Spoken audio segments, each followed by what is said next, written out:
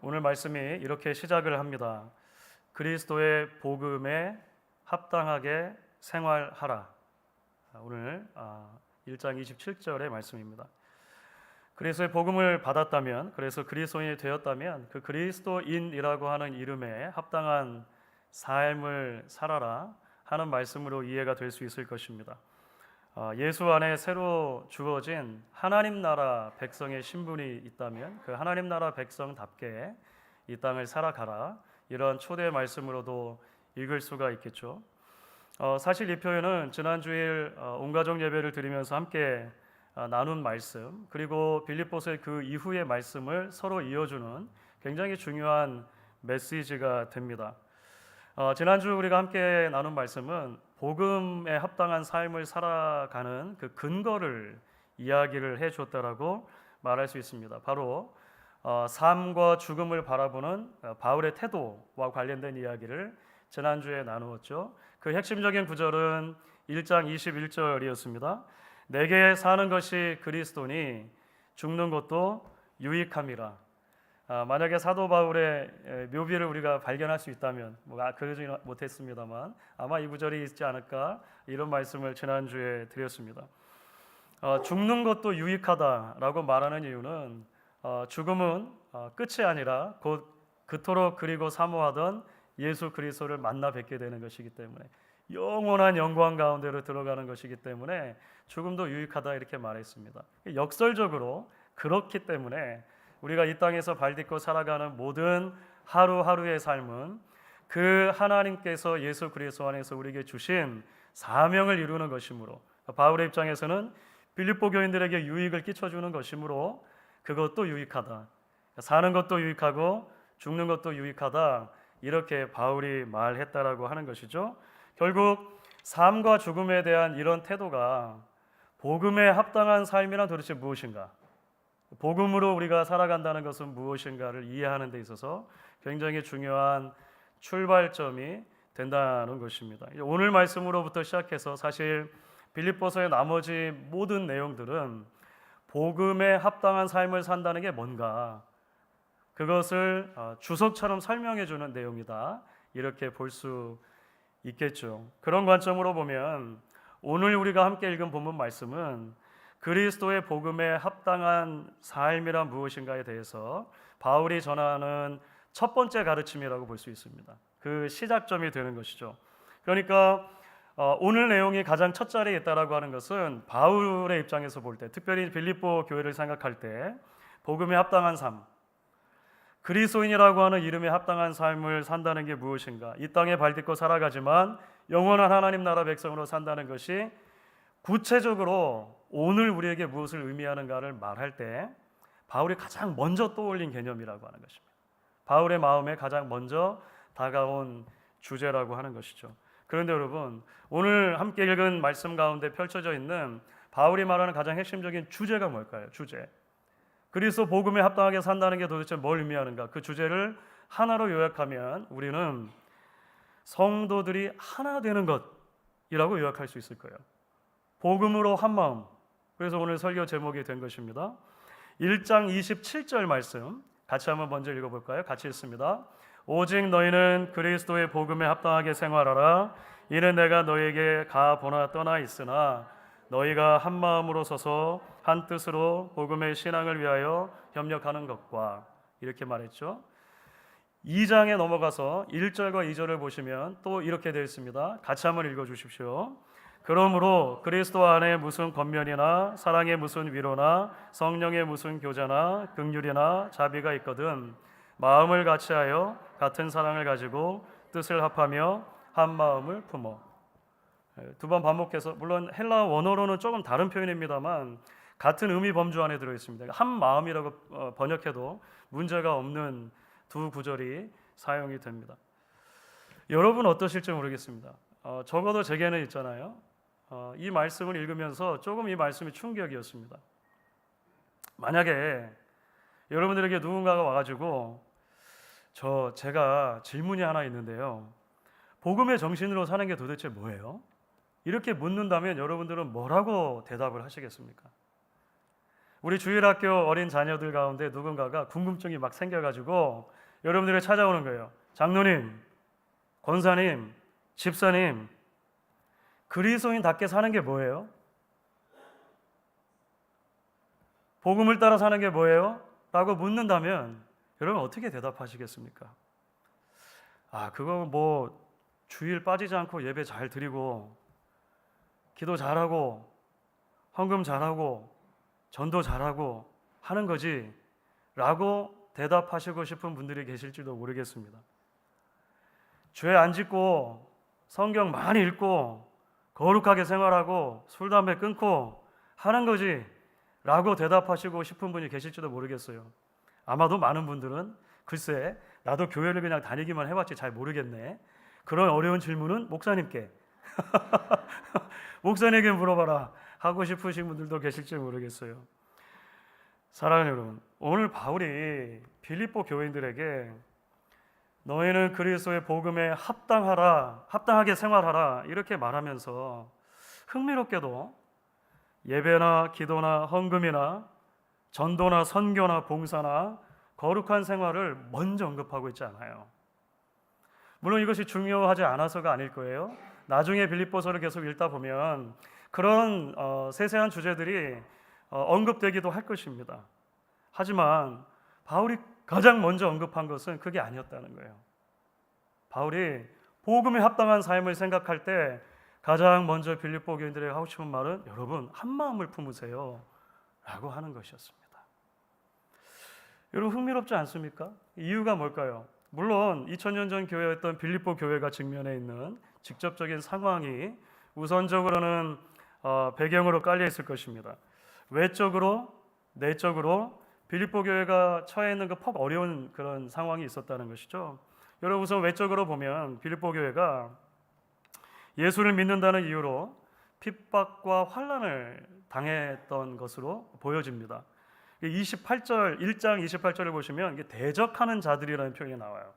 그러니까 교인들을 밖으로부터 대적하는 사람들이 있었다고 하는 것이죠. 빌립보가 위치해 있는 지역이 마게도냐 지역입니다. 지금의 그리스 지역이죠. 이 마게도냐 지역은 헬라 제국의 창시자인 이 알렉산더 대왕의 고향이기도 합니다. 자연스럽게 문화적으로 보면 헬라 문화, 세속적인 문화가 굉장히 발달이 되어 있었죠. 동시에 당시는 로마가 지배를 하고 있었습니다. 헬라 제국을 이어서 로마가 통치하고 있어서 이 마게도냐는 로마색이 굉장히 강한 도시였다고도 알려져 있습니다. 그러니까 로마식의 건물을 세우고 관청 같은 것 여러 가지 법제를 조직하고 특별히 황제 숭배가 성행했습니다. 로마 황제가 곧 신인 것이죠. 그러니까 그런 세속 도시에서 황제가 아닙니다. 예수 그리스도만이 우리의 주이십니다. 라고 고백하며 산다는 것은 그 자체로 위험한 일이죠. 그들을 대적하는 많은 사람들이 있었고 박해가 있었던 것 같아요. 그래서 성도들에게 불편함이 다가왔겠죠. 오늘 1장 29절을 보면 바울이 갑자기 이런 말을 하는데 이런 맥락에서 주어진 거예요. 1장 29절입니다. 그리스도를 위하여 너희에게 은혜를 주신 것은 다만 그를 믿을 뿐 아니라 또한 그를 위하여 고난도 받게 하려 하십니다. 이런 맥락에서 주어진 것입니다. 동시에 내적으로도 빌립보 교회가 어려움을 겪고 있었던 것 같아요. 첫 시간부터 말씀을 드렸는데요. 빌립보 교회는 바울의 두 번째 전도 여행을 통해서 세워진 교회라는 말씀드렸죠. 바울의 두 번째 전도 여행의 출발점부터 빌립보 교회가 세워지는 모든 과정을 보면 그야말로 서프라이즈의 연속이라는 말씀드렸습니다. 기적 같은 일이에요. 첫 번째 선교 여행의 동반자였던 바나바와 갈라지는 사건이 있었고 그 이후에 원래 가려고 했던 소아시아 지역이 아니라 선교지가 전폭 수정이 되는 거예요. 전혀 생각하지 않았던 마게도냐 지역으로 하나님이 바울과 실라의 발걸음을 인도하시죠. 거기서 전혀 예상하지 않았던 장소, 물가에서 루디아를 만나죠. 자주 옷감 장사. 그리고 감옥에 갇혀요. 감옥에 갇혔다가 그 감옥에 간수장을 전도하는 일이 생깁니다. 결국 빌립보 교회는 그렇게 세워지는 거예요. 루디아 가정, 그리고 간수장 가정. 서로도 사실은 평소부터 알 가능성이 거의 없는 그런 이 직업군 아닙니까? 그런데 교회가 생긴 거예요. 얼마나 감격적으로 처음에 예배했겠습니까? 얼마나 감격적으로 전도했겠습니까? 교회가 커지는 거예요. 그리고 바울의 사역 가운데 이 빌립보 교회가 굉장히 중요한 동반자의 역할을 감당했던 것처럼 보입니다. 그런데 시간이 흐르면서 성도들 사이에 분열이 생기는 거예요.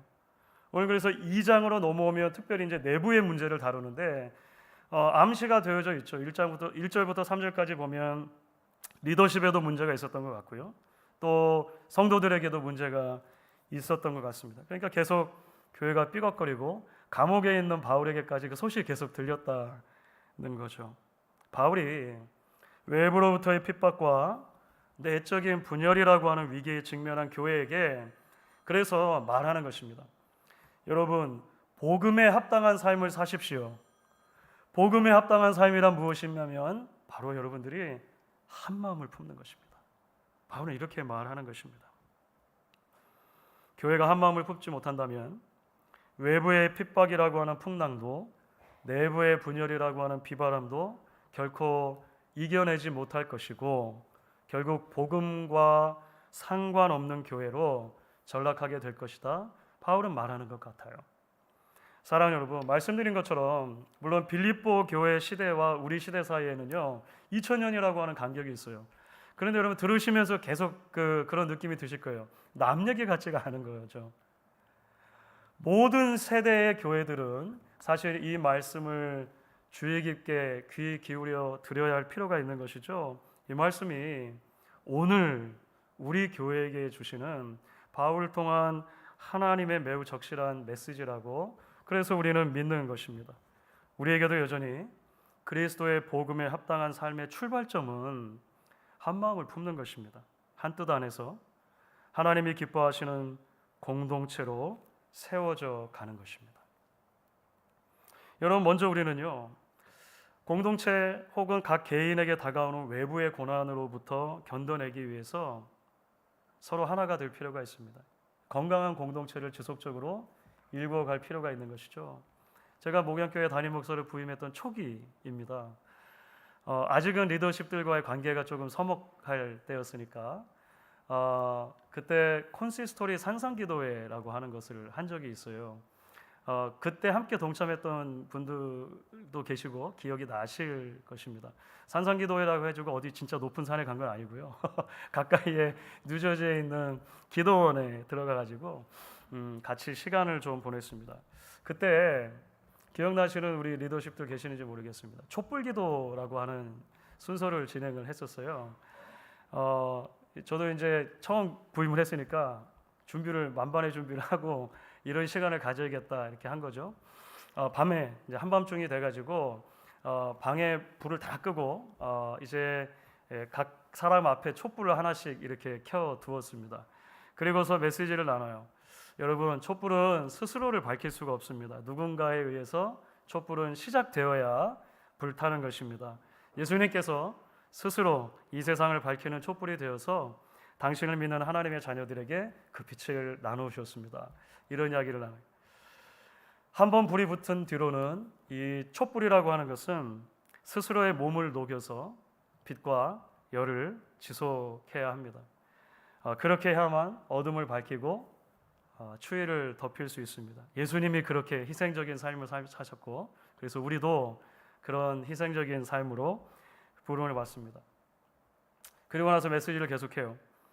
때로 내가 가진 촛불이 심한 바람에 흔들려서 위태롭거나 결국 꺼질 때가 있을 것입니다. 그리고서 제 앞에 있는 촛불을 훅 불어서 껐습니다. 그때 주변에 있는 촛불들이 제 초를 다시 밝혀줄 수 있습니다. 그래서 우리 당시에 계셨던 장로님들, 집사님들께 그 초를 하나 가지고 오셔가지고 제 앞에 있는 촛불에다가 같이 불을 붙여주시라 이렇게 부탁을 드렸어요. 그리고 이제 여러분들도 한번 다 촛불을 꺼보십시오. 다 끄셨어요. 우리 같이 제 초를 가지고 다른 분들의 초를 한 번씩 밝혀주십시다. 하나씩 촛불을 밝힐 때마다 방 안이 조금씩 어둠이 물러가는 것을 더 환하게 밝혀지는 것을 같이 경험을 했었습니다. 있습니다. 벌써 10년이 훨씬 넘었네요. 그죠? 사랑하는 여러분, 우리가 신앙생활 하다 보면 분명히 크고 작은 고난과 어려움들을 만나곤 합니다. 우리의 신앙의 고난이라고 하는 것은 개개인에 따라서 그 정도와 강도가 다를 수는 있습니다. 그러나 대부분의 경우에 그러한 신앙의 시련들이 다가올 때 우리 마음 깊이 있었던 그 진리의 빛들이 흔들리기도 하고 우리 열정과 헌신의 마음이 시들어가기도 하는 것을 보게 됩니다.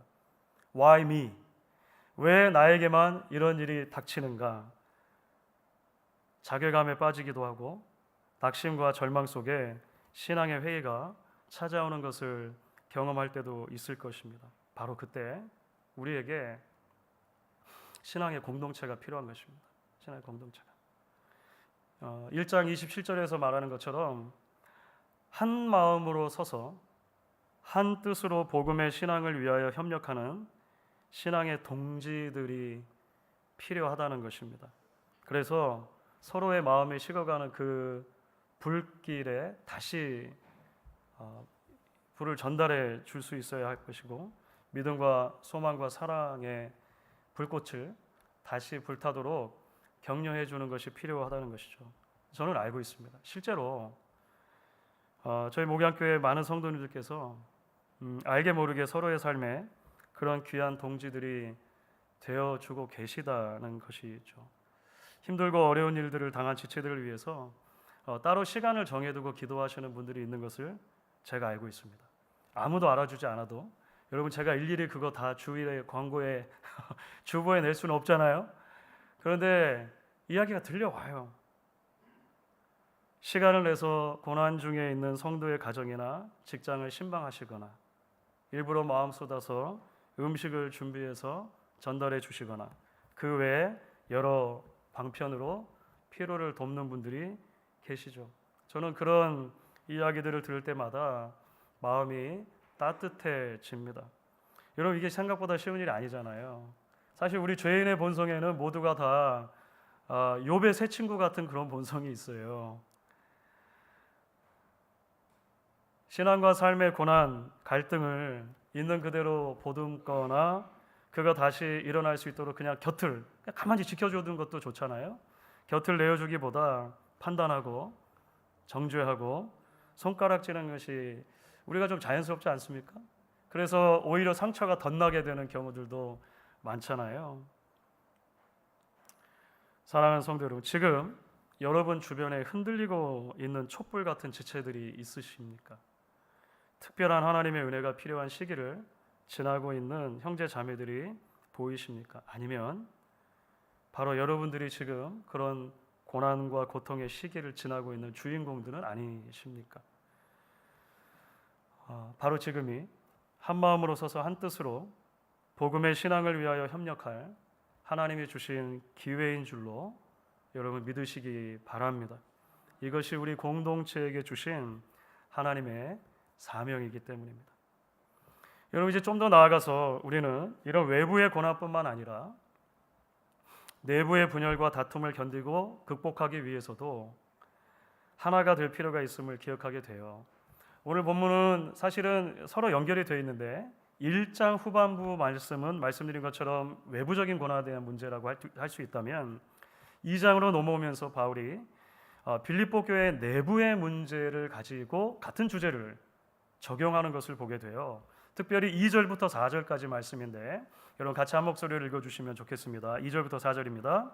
마음을 같이하며 같은 사랑을 가지고 뜻을 합하여 한 마음을 품어 아무 일에든지 다툼이나 허영으로 하지 말고 오직 겸손한 마음으로 각각 자기보다 남을 낮게 여기고 각각 자기 일을 돌아볼 뿐더러 또한 각각 다른 사람들의 일을 돌아보아 나의 기쁨이 충만하게 하라.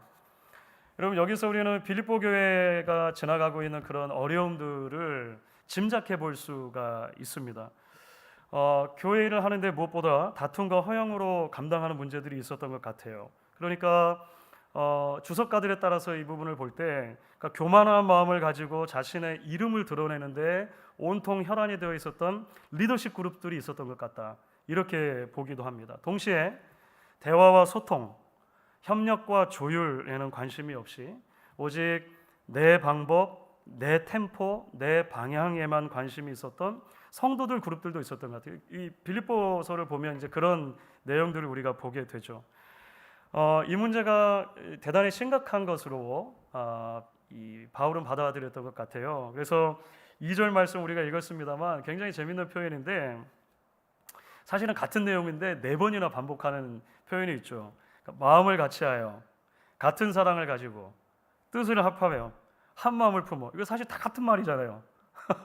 같은 말인데 4번이나 반복해서 서로 다른 표현을 바울이 사용하고 있습니다. 그렇습니다, 여러분.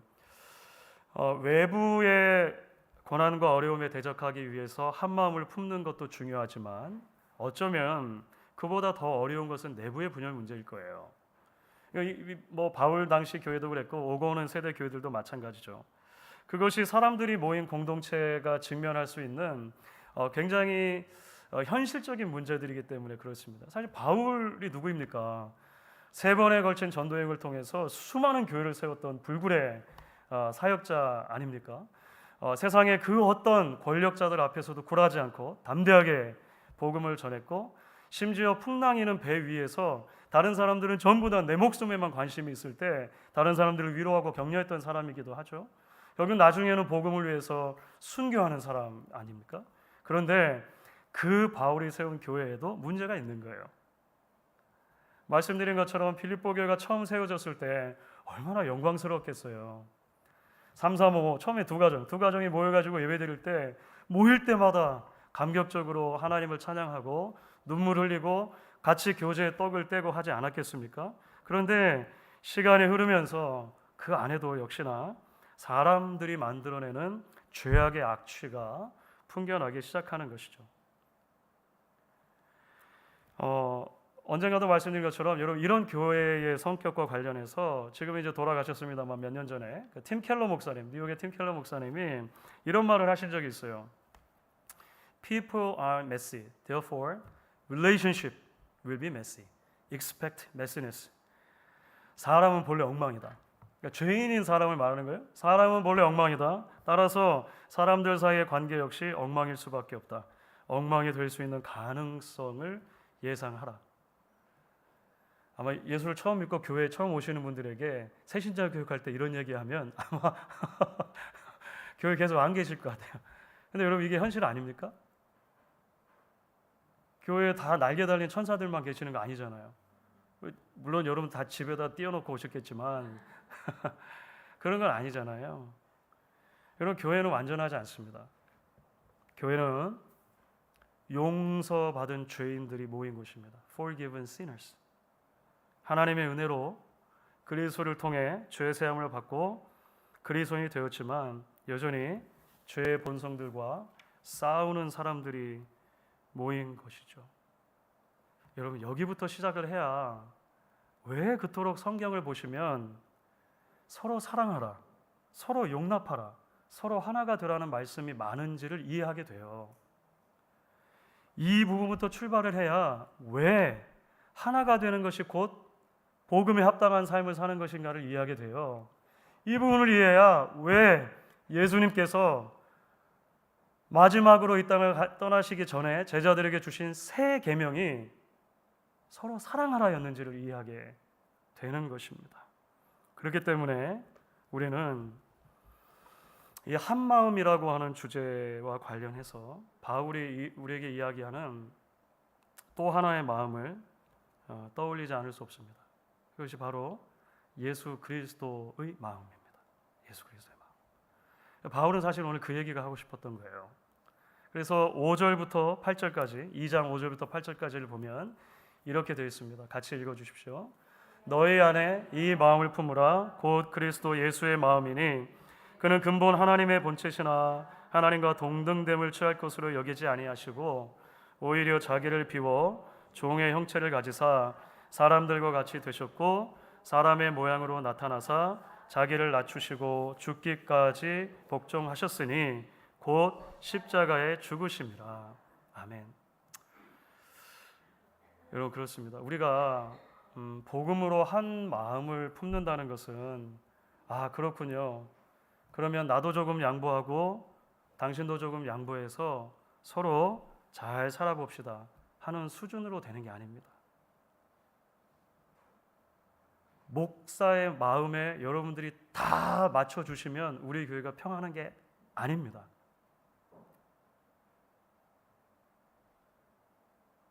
교회가 참 하나됨을 지키는 것은 예수 그리스도의 마음을 품을 때 비로소 가능한 것입니다. 바울은 그래서 빌립보 교회 그 여러 성도들이 감옥에 있는 바울에게 말했겠죠. 와, 이 사람이 얼마나 문제인지 모릅니다. 또 누가 와가지고 와, 이 사람이 얼마인지 모릅니다. 나에게 유오디에게 순두개 나온다는 말씀 드렸잖아요. 서로 각자들의 자기 이야기를 가지고 이야기했겠죠. 바울이 여러분 내 말만 들으세요 이렇게 말하지 않아요. 여러분 예수 그리스도의 마음을 품으십시오. 이렇게 바울이 말하죠. 저의 마음이 예수의 마음으로 바뀌어야 가능하고 여러분들의 마음이 예수의 마음으로 바뀌어야 가능한 일입니다.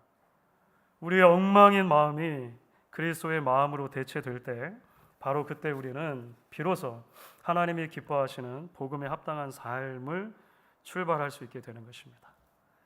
사실 조금 더 지금보다 제가 젊었을 때 이 말씀을 읽으면 자꾸 바울의 막 이 꾸짖는 모습이 상상이 됐었어요. 화내는 바울 있잖아요.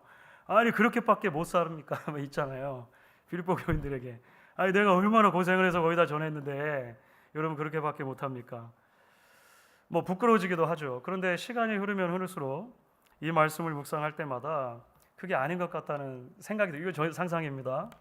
감옥에 있잖아요. 바울이 감옥에 있잖아요. 그런데 그 수많은 소식을 들을 때 바울이 예수의 마음으로 이 사실들을 교회를 바라보니까 마음이 아픈 거죠. 아픈 거죠. 누구의 마음의 문제가 아니라 예수의 마음을 품지 못한 우리의 현실이 너무 안타깝고 슬픈 거죠. 그래서 여러분 복음에 합당하게 사는 것이 힘드시죠. 그런데 여러분 예수님이 여러분이 어떤 일을 행했는지 아십니까? 그분이 하나님임에도 불구하고 자신을 비우십니다. 낮추십니다. 십자가에 죽으십니다. 왜 하나님의 본체이신 그분이 그렇게 하셔야만 했을까요? 여러분 때문입니다. 다 때문입니다. 이 얘기를 하고 싶었겠죠. 그래서 오늘 말씀은 우리에게 그 예수의 마음을 품으라고 하는 바울의 따뜻한 초대 말씀이라고 저는 믿습니다. 눈물 담긴 호소라고 믿습니다. 이제 이 말씀에 믿음으로 응답할 수 있는 저와 여러분 우리 교회가 되실 수 있기를 주의 이름으로 축원하겠습니다.